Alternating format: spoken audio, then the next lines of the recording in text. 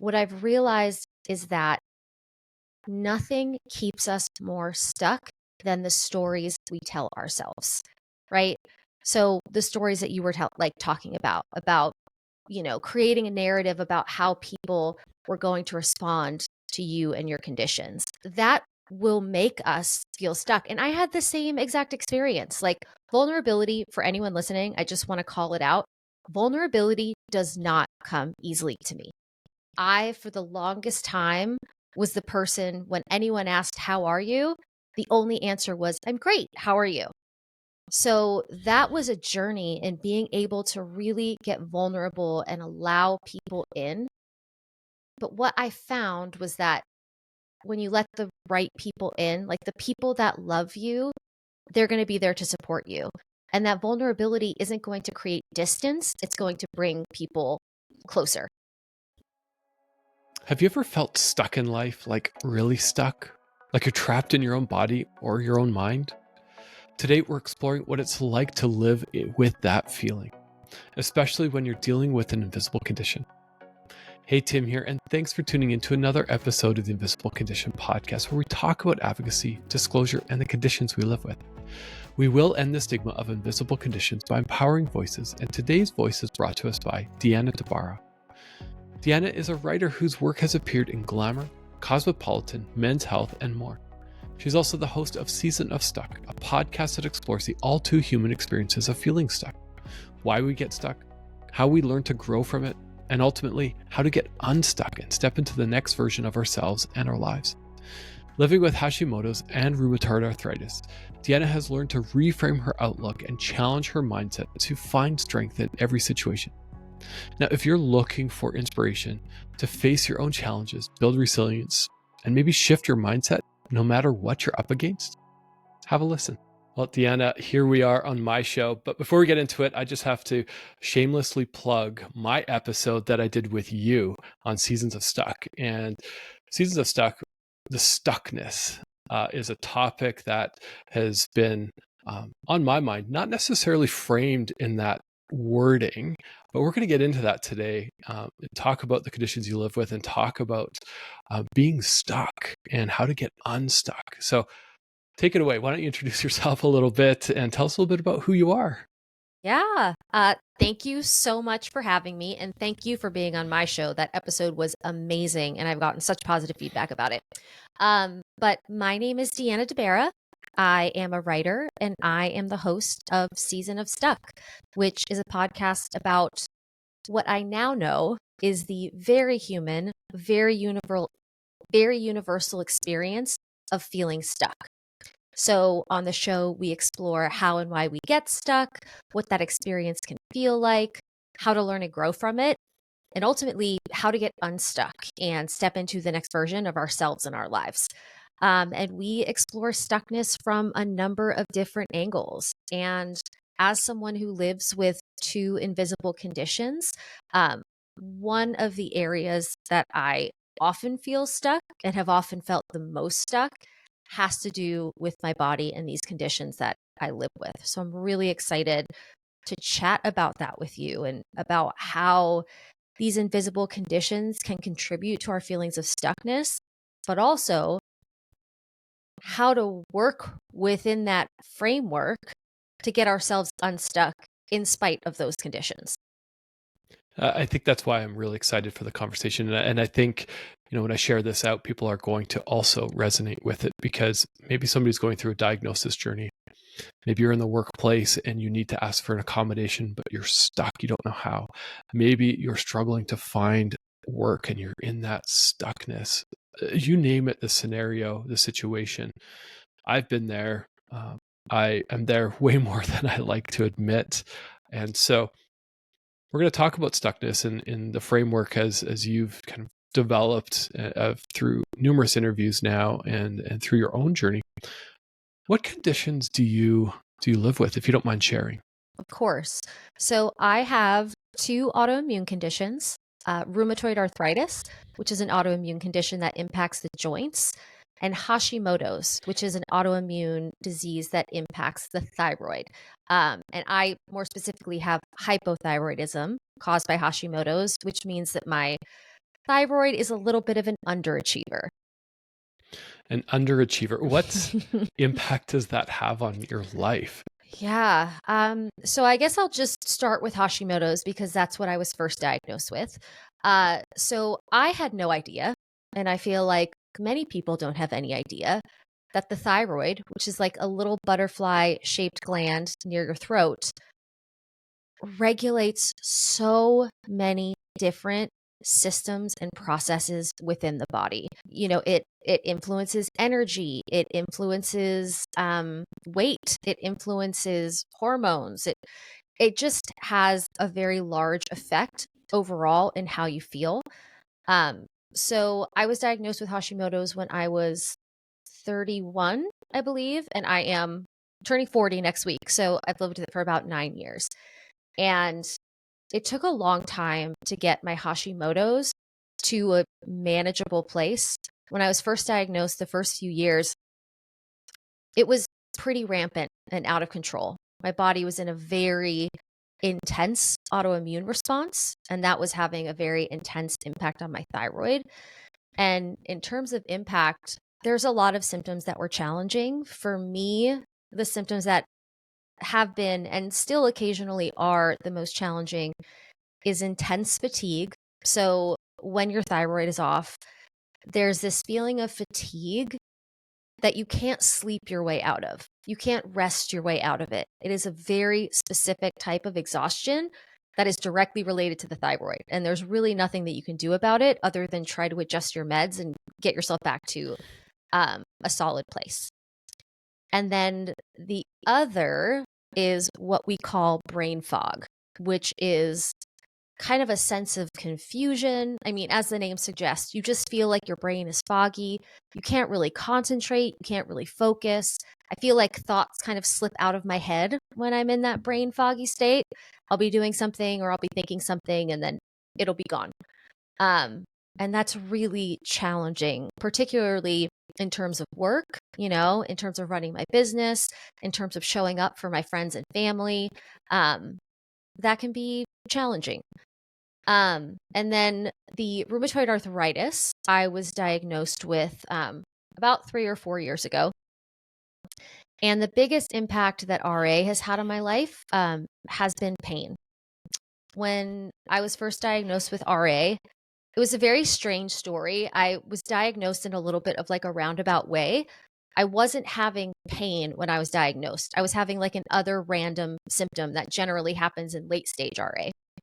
But I got the diagnosis, and then shortly after is when I started experiencing pretty severe joint pain.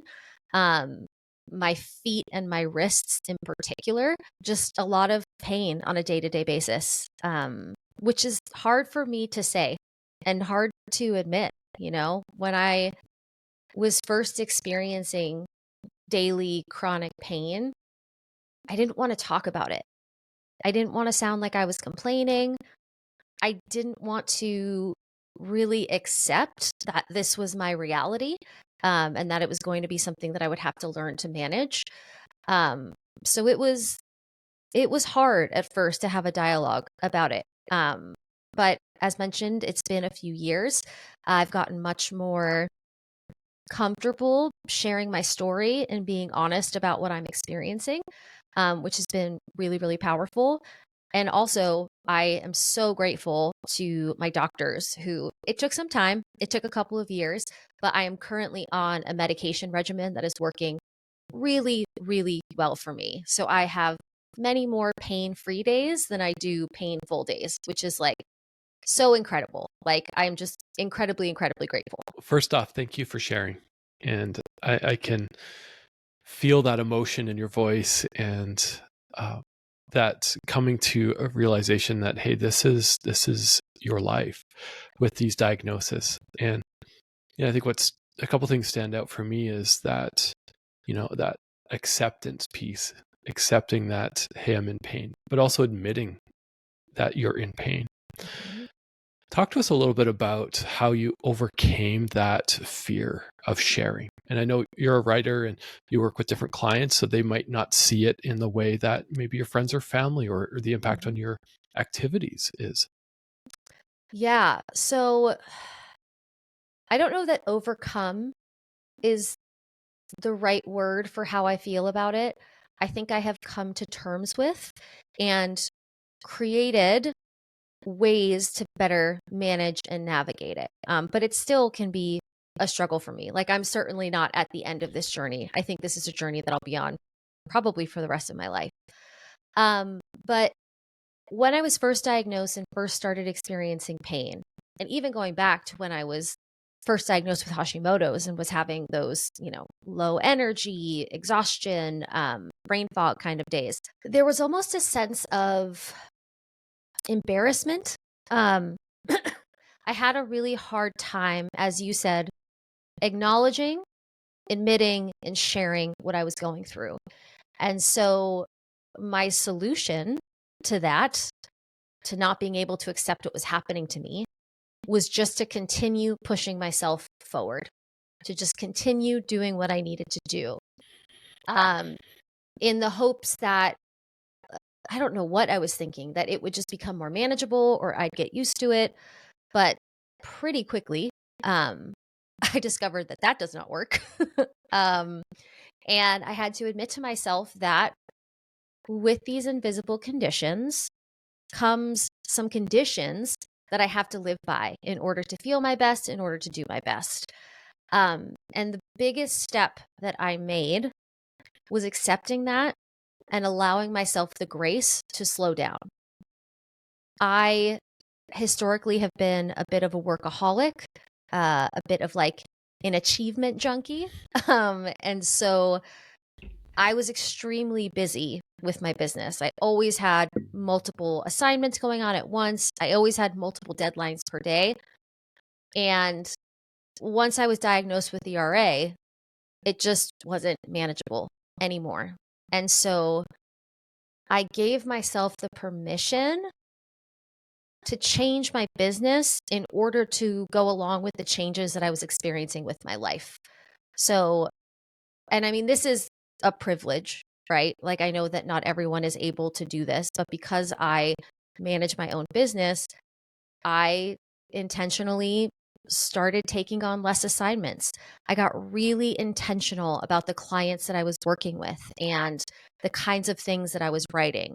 I tried to focus on things that felt energizing, and like really connected with me, and made an attempt to avoid work that I felt very draining. I also gave myself some more padding in terms of getting things done. No more deadlines every day. Because then if I had a day where I was in a lot of pain or I was like having extreme fatigue or whatever the case may be, I could give myself that time to rest and recover and feel better and go about it like the next day or the day after. And same goes for things in my personal life. I have a very active life. Like, I exercise, I have friends that I like to see often. I'm married. I love to spend time with my husband.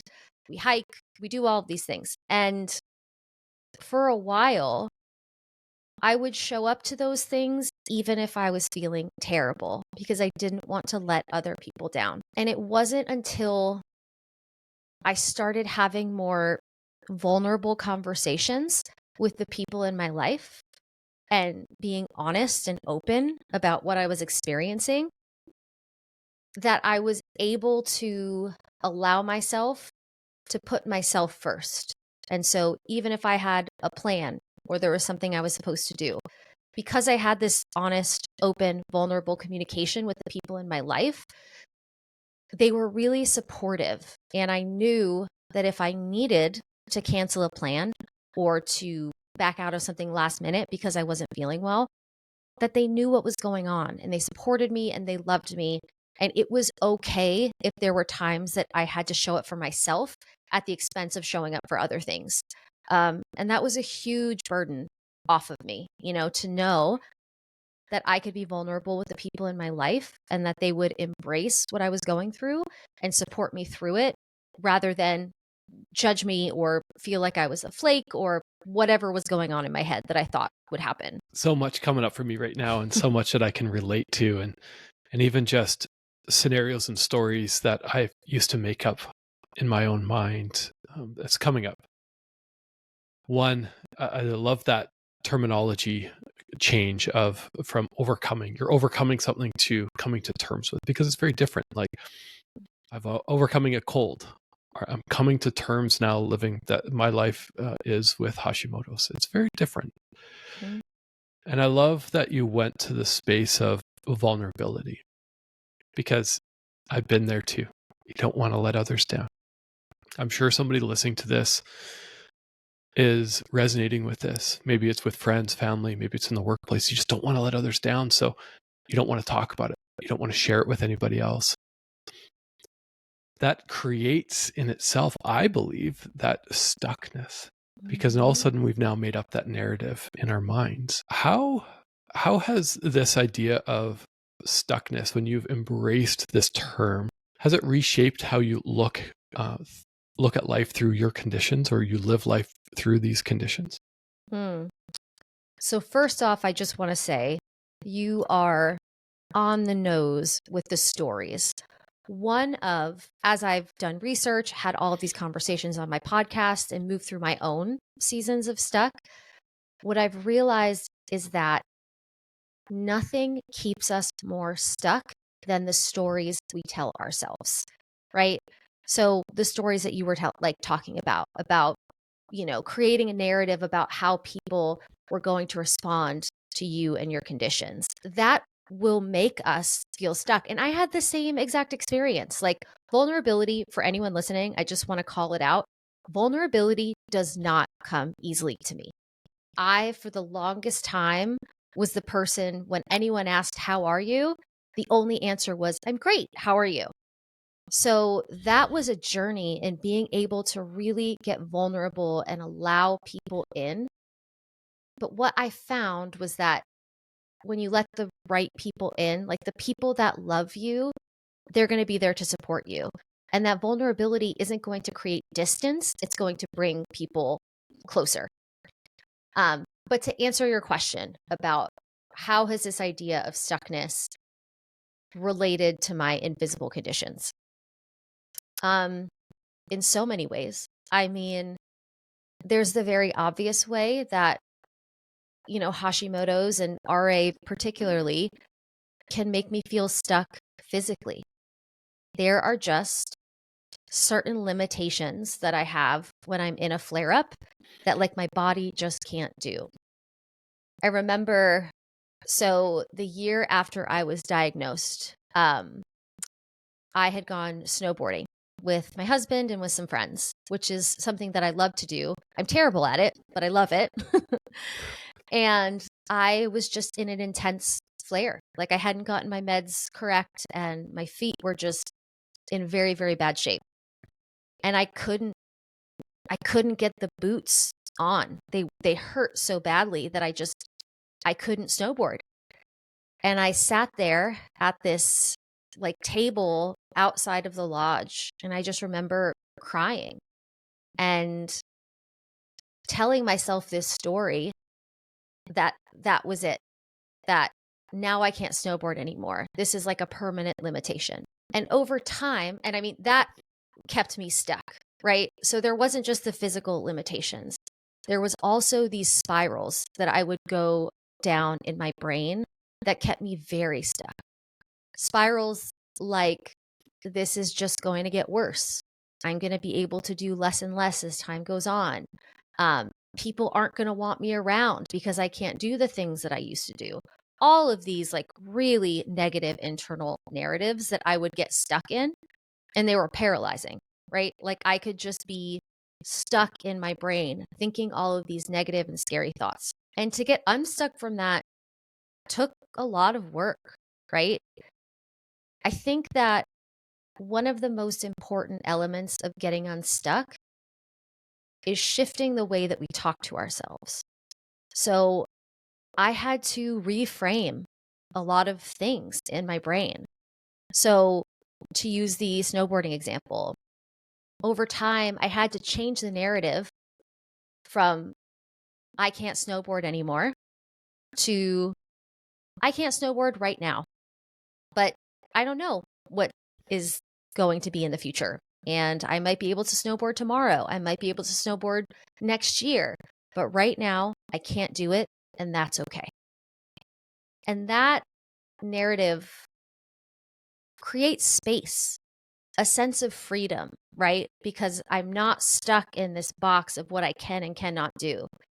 I allow the parameters to change, right? To give myself flexibility and just focus on the moment that I'm in and encourage myself to not believe that this moment is indicative of all future moments, right?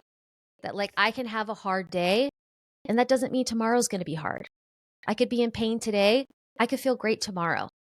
And that sense of hope and possibility has been key to me feeling unstuck in terms of my conditions. We're so good at making up narratives, aren't we? Ugh, so good. It's like if there was an award, I would win the Oscar for creating stories in my head. Yeah, it's we create narratives, and those narratives in some cases become reality and become our truth. Mm-hmm. I released I do journal entries. I publish. I record a lot of my own thoughts, whatever's going on in my head, and once in a while I publish them. And I published one recently, and I called it a bad case, or a case of the what ifs. And what you're talking about just reminds me of that. Well, what if I'm in pain tomorrow? What if I can't get out of bed? What if I put on weight? What if somebody doesn't believe me? And all of a sudden, that narrative now becomes our perception or our outlook on life versus what should be, versus, turning that negative what if into a positive what if. What if today is bad? But what if tomorrow isn't? And if tomorrow is bad, what if the next day isn't? Or the next day, or the next day, or the next day? It might be a year-long journey or 5-year journey. Mm-hmm. What if? And it's, for me, it comes grounded in our value system, our own personal core values. And where does our hope come from? Where is our hope grounded? Those reframes are so incredibly powerful, and it allows us to shift our perception towards something that feels more open-ended, that there's more possibilities, that there are better days ahead, which is a really helpful way to navigate through hard times, hard days. But also, another thing that has been really important for me in terms of getting unstuck is that sometimes I have a hard time with it. Sometimes I am angry. Sometimes I am sad. Sometimes I feel hopeless. Like sometimes I will get really caught up in challenging emotions. And for a long time, I would try to push those emotions away, right? I would say, no, like we're fine. Everything is fine. We're going to be good. Like no need to feel sad or angry or whatever I was feeling in the moment. And I found for me, when I tried to suppress those emotions, they didn't go away. They just showed up in different ways. I was more irritable, like I was more tired, like it would just show up in other ways. And so to not get stuck there, I had to give myself permission to feel those feelings, not to stay in them, not to wallow in them, but like if I feel angry, okay, let's be angry. Like if I'm in a place where I'm like, oh, this sucks. Yes, it sucks. Like feel that. Give yourself the time and the space to feel those feelings. Just don't stay there for too long. And that has kind of helped me with a deeper level of acceptance. And also to release those emotions, right? I'm not carrying around this anger for my diagnoses and the challenges that they present. I'm feeling the anger and then I'm letting it go. So when I walk away from that experience, I'm not burdened with those challenging informations anymore. Releasing those emotions, it sounds easy, but what I find personally is it's not always hard. Or sorry, it's often hard. Mm-hmm. And what I mean by that is, recognizing that emotion, hey, I'm angry, I'm sad, I'm mad. Now what do I do? And I'm curious, I'm based on people you've heard through your show and just your own your own strategies and your own tools that you have and you use. How do you release those emotions? What do you do? Mm. So one of the first guests that I had on my show, her name is Erica Hornthal, and she is a dance movement therapist. And she said, emotions are energy in motion, right? So for me, what I found is when I am having those big feelings, the way to process and release them is not in my head. It's in my body and moving my body, right? Like physical expression. And that can take a lot of forms. I started dancing, which I have never really done before and I'm not very good at, but it is like an incredible exercise in feeling and releasing emotions. I also do whatever physical thing that feels right when I'm in that emotion. So if I'm angry, I will yell. I will just like scream into a pillow, right? If I'm sad, I will give myself the space to have an ugly cry, like an ugly, ugly cry, right? And that sense of release that comes with it, like you can feel that energy and motion, like leaving the body. So for me, I've done like 15 years on and off of talk therapy, and it has been extremely helpful in understanding why I am the way that I am, why I do the things that I do, and to help me understand myself on an intellectual level. But it wasn't till I started working with my body in a more somatic way that I felt I was able to release these things and really change the way that I act and the way that I show up and the way that I react. And there's lots of scientific evidence, and Mhm. somebody might call me out on this, but I'm going to say it anyways. Just how our brains react to that level of physicality, and maybe Mhm. somebody's listening and going, "Well, I'm maybe your body doesn't allow you to do that." Maybe it's something as simple as getting some fresh air. Maybe it's Mhm. as simple as just going out for a walk, or I like to bike, going for a hard bike ride, pushing Mhm. myself really hard. Whatever works for you, and to release that emotion, we need to do. I was called out on this recently by my partner, and uh, she looked at me and was like, "What is going on with you? Like, you're so low. We need to figure out how to get you out of this, because it's really impacting me and the kids." And I let go, and I got angry. Not at her. I Mhm. was just angry at life and things. And we cried together. Um, we told each other we loved each other, and we hugged and went about my day. And I just felt a release, because you hold that emotion. And I live with Crohn's disease, and stress is a trigger for me.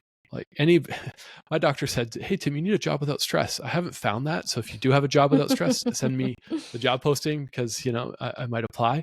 Uh, but that stress on our bodies is damaging. It's hard. Mhm. And so figuring out for yourself, what does that unstuckness look like? If you're feeling stuck, it's crucial. Like, you need to do yourself a service to get there. Maybe it's finding your voice. Maybe it is that exercise, dance. Terrible dancer. I don't think I could do Same. it. Yeah. I dance with my kids, and that's a lot of fun. But figuring out what works for you, because somebody's listening to this going, "Yeah, something's off. Something's not right. I haven't found my voice." And to your point of finding your voice, another really, really helpful tool for getting unstuck, whether in relation to invisible conditions or just in general, that has really, really worked for me is journaling. There's something about physically putting the pen to the paper and writing down what you're feeling, what you're experiencing, the stories in your head, whatever the case may be, that's similar to like energy and motion. Like it pulls the thoughts and the feelings and the stories out of your head and puts them on paper where you can look at them in a more objective way. And more specifically, one of the most impactful tools that I have used for getting unstuck is all of those challenging stories that we were talking about, the stories that we tell ourselves. I am not going to be able to do this again. Like, I am a burden on, my partner, or whatever these stories that I have going on up here.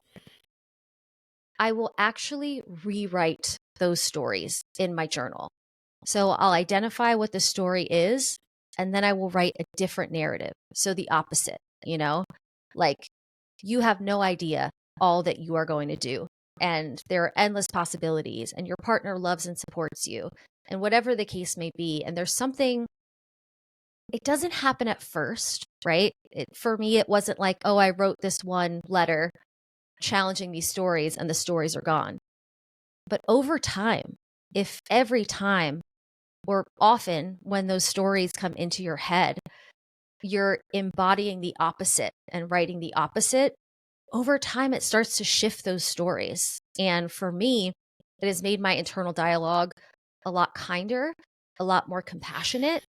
And that puts us in the position to better navigate experiences of stuckness and get ourselves unstuck. When we're approaching it with kindness and compassion, it's much easier to navigate than if we're approaching it with self-judgment or criticism or shame or whatever the case may be. I think it ties nicely right back to what you said earlier, is coming to terms with, right? Because we come to terms with what we're living with. How do we do that? Because we might be stuck in there. I've never been a journaler. I've tried. I sit down and I go, I'm just going to write all my thoughts. And then I don't know, I just get anxious in that. But I love that. I was taking some notes, writing that narrative of what we're telling ourselves and then rewriting that narrative. I love that idea of rewriting it from another perspective, or through that positive what if versus that negative what if.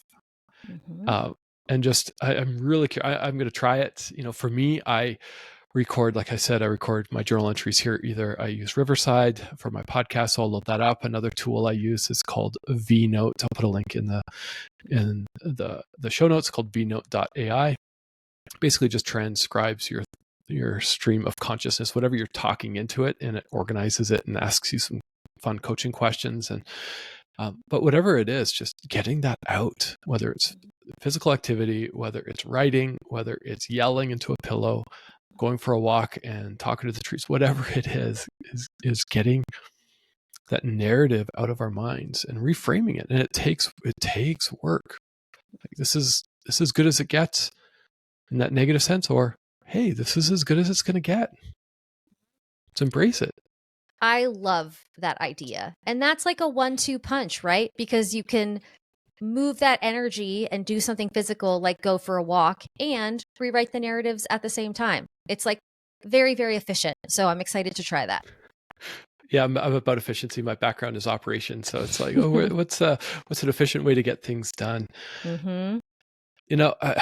As we look to kind of wrap up, there's a couple questions I like to ask guests, and on that lens of self-advocacy.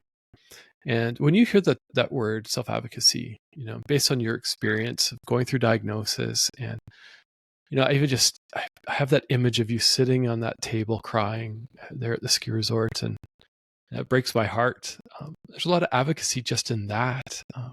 When you hear that word self-advocacy, what comes to mind? When I hear the term self-advocacy, what comes to my mind is being the person that stands up for yourself the most, right? So for example, when I was going through the process of getting diagnosed with Hashimoto's, I kept having doctors tell me that my numbers were fine, right? They were using a rubric in terms of what fine is defined as, that's like no longer in place. But I knew that something was wrong. I knew it in my bones. I felt it. And so I stood up for myself. And when one doctor told me, nope, I think you're fine, I went to a different doctor and I demanded more tests. And I stood up for myself because I knew that I was right. And that can be hard. right? It can be hard to advocate for ourselves, but like we are the experts on us. So if you have a feeling that something is wrong or you're experiencing something that you need help with, like be your best friend, be your advocate, be the person that stands up for you. It's amazing. I love that. It's standing up for yourself. You know what's wrong, and just fighting for that answer and pushing for that answer. Maybe somebody's listening to this and maybe they're an employee, somebody in the workplace, or maybe it's an employer who's listening to this trying to educate themselves. And, that big word of disclosure or accommodation is coming up, and it ties directly into self-advocacy. And, based on what you have maybe heard from guests and maybe from your own experience, what advice would you leave someone who just really needs to stand up for themselves and get unstuck and find their voice? So first off, I just want to acknowledge that that is a challenging and vulnerable experience. Like it's vulnerable enough to talk to your loved ones. It can feel like an extra step of vulnerable when it's with your boss or your teammates or in relation to your career. So I just want to acknowledge that that can be a challenging place to be. But in my experience, going back to the stories again, what I was telling myself in my head of what would happen if I disclosed what was going on for me and the reality of what happened when I disclosed what was going on with me, there was a very large gap in between that. I eventually told most of my clients about my RA diagnosis because there were just some days where I couldn't type or I couldn't work, and I didn't want to come across as flaky or incapable or whatever, stories I was making up in my head. And everybody reacted well. Everyone was like, yes, of course, take the time you need, keep us posted. If there's anything we can do, let us know. So that was really positive. And I know that that's not everyone's experience. And unfortunately, there are people out there that aren't necessarily going to react in a positive way. But I think if you disclose something about yourself, anything, including an invisible condition, and someone judges you or shames you for it, that's really important data. Like, is that someone you want to be working with? Is that somewhere that's going to empower you to do your best work and to do so in a way that supports your conditions and your health? So yeah, I think that oftentimes it's just ripping the Band-Aid and trusting that people will give you the grace and space that you need, and also acknowledging if they don't, that that's a them problem and not a you problem. And maybe it might be time to rethink some things. I couldn't have put it any better way. What's coming to my mind is, and I'm not going to quote it word for word, but my friend Alicia, she was on the show and she actually wrote a written interview series on self-advocacy as well. And, she talks about disclosure. And often, we have to believe, I believe, that most people don't have ill intent. Most people aren't malicious. They're out there. They are out there. And you might run into somebody or someone or a workplace, or you might be listening to this going like, well, that's my boss. They're malicious, so they have ill intent. I believe most people don't. But I also believe most people will put their foot in their mouth at some point. And they're going to say something silly. They're going to say something that they don't even know is silly or irrelevant or not helpful. And that's where I think it's part of disclosure, part of accommodation, part of self-advocacy is so helping people educate themselves, providing that education. So I love it. I honestly, just talking this out with you today, I feel a little less unstuck. I woke up this morning, the morning we're recording this, and went, I'm so overwhelmed. I just want to watch Netflix all day and cancel my upcoming workshops and events because it's hard. I'm making up the narrative in my mind that it's not going to go well. And I need to go for a walk and reframe that. And so thank you, Deanna, for helping me. Like, this episode is speaking directly to me. And I know people are going to resonate with this. Where can people find you and track you down and listen to your episodes? Yeah. So there's a few different places. So you can visit our website, which is seasonofstuck.com. We have all of our episodes there. And you can also sign up for our newsletter, which will allow you to get episodes delivered to your inbox each week, along with actionable insights and tips on how to apply the information from each episode to your own Stuck journey.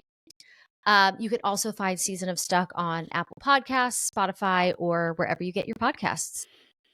And I know that you're looking for opportunity within workplaces. And, before we hit record, you're telling me a little bit about some of the workshops that you're planning. And so why don't you take, 30 seconds, a minute, whatever you need to just share about your vision to bring this into workplaces. I would love to. Thank you. So in creating this podcast, I really see it as the first step of a much larger kind of hub around stuckness and supporting people in getting unstuck. And part of that is workshops, stuck workshops on what stuckness is, how it can manifest in the workplace, and how you can support yourself and your team in getting unstuck. So that is a service that I am rolling out for leadership teams, for businesses, for professional groups that really want to better understand what it means to be stuck, and more importantly, what they can do to get themselves, their teammates, their colleagues unstuck.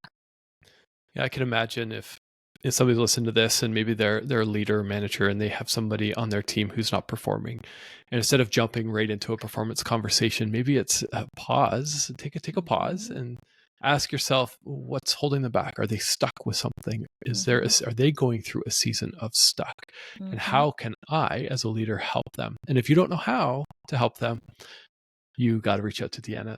All the links in the show notes, and we'll have them there. So thanks for coming on. Thanks for having me. This has been so wonderful. And I so appreciate this platform you're creating for people to share their stories. I think this open dialogue is just so important, not only for educating people, but for letting people know that they're not alone. Yeah, for those who are listening, you're not alone. If you need to chat, I've had many people reaching out now to just have a conversation. Please do so. Head to invisiblecondition.com/connect. But a clear call to action that I have, it's a selfish one. Head to invisiblecondition.com/subscribe. Subscribe to the newsletter. That's where we share all the content about once every 2 weeks. If I'm really on the ball, every 2 weeks, maybe a little bit longer than that. But there's an incredible amount of content coming out of Invisible Condition right now, and I don't want you to miss it. Feel free to also sign up your boss. Maybe they don't, sign them up if they need to hear this. Sign up your friends, your family. That just helps expand. What I'm trying to do here is really just to end the stigma of invisible conditions by empowering voices and through education. And maybe you want to bring this into your workplace. I am doing workshops and keynotes in the workplace. So let's talk. Bring me in. Let's have that conversation. So that's my selfish plea, if you will, right there. So, but Deanna, with that, thanks for coming on, and thanks everyone for tuning in. I hope you have a good one. Thanks again, Tim.